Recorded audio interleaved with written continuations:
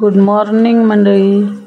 तर आज होता मंगळवार. तर कारभाऱ्याला म्हटलं मग आजचा काय बेत आहे. तर कारभारी म्हणले काय मटण आणि चिकन काहीच खाऊ वाटणं झाले. उन्हाळ्यामध्ये गरम राहते चिकन, मटण खाऊन कंटाळा आला म्हणून म्हणले आज काय नाही हे सुकट झिंगे बनव म्हणले. तर मग मी घेतले झिंगे बनवायला. तर कसं बनविते ते बघा तुम्ही. हे घेतलेले आहेत भाजून आणि कवरमध्ये टाकून जरासं आपटून घेतलं नाही की त्याच्यावर पूर्ण जे काटे बिटे आहेत पुढचे तोंडाचे ते पूर्ण निघून जातात. आणि मग 10 मिनिटासाठी पाण्यामध्ये टाकून ठेवायचं. म्हणलं तर ते नरम पडते. हे बघा सगळे साफ करून घेतलेले आहेत मी. आणि तुम्ही कसे करता ते कमेंट्समध्ये नक्की सांगा. आणि ही टीप जरूर हे करा. आणि पुन्हा 10 मिनिटं पाण्यामध्ये ठेवायचं. पाण्यामध्ये ठेवल्याला नरम पडतात. हे बघा अशा प्रकारे स्वच्छ करून घेतलेले आहेत. आणि आता ठेवलेलं आहे मी तेल गरम करायला. त्याच्यामध्ये टाकणार आहे अद्रक लसूण पेस्ट, जे चांगलं गुलाबी होईपर्यंत आपण भाजून घ्यायचं आहे.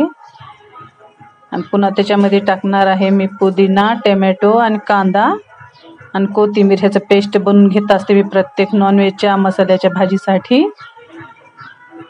हे टाकून चांगलं परतून घ्यायचं. त्याच्यामधलं पाणी सगळं सुकूस्तर, चांगलं मसाल्याचं तेल सुटूस्तर. पुन्हा टाकणार आहे भाजलेल्या खोबऱ्याची पेस्ट. मी खोबऱ्याची पेस्ट एकदाच करून ठेवत असते. आणि ते त्याच्यामध्ये टाकून चांगला मसाला जरासा चटचट होऊ द्यायचा. म्हणलं तर मसाल्याचं तेल सुटूस्तर.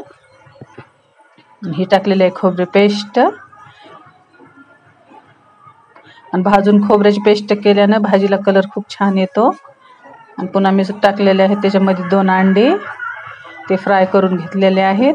पुन्हा टाकलेले आहे ही काळी मसाल्याची चटणी जी मी घरीच बनवते. ही टाकलेली आहे हळद. आणि हे झिंगे टाकून दिलेले आहेत मध्ये आणि चांगले परतून घ्यायचे जरा बारीक गॅसवर. आता टाकलेलं आहे मीठ स्वादानुसार आणि चांगलं परतून घ्यायचं बारीक गॅसवर. जरासं होऊ द्यायचं त्याला मसाल्याचं तेल सुटूस्तर.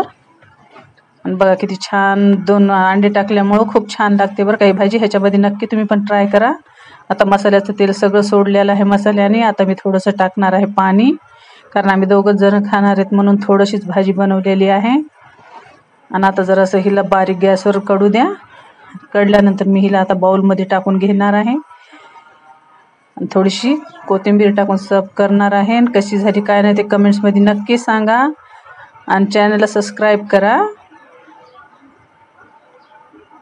कशी वाटली भाजी, तुम्ही कशी बनवतात ते पण सांगा. काही टिप असली ते पण सांगा. लाईक, शेअर आणि सबस्क्राईब.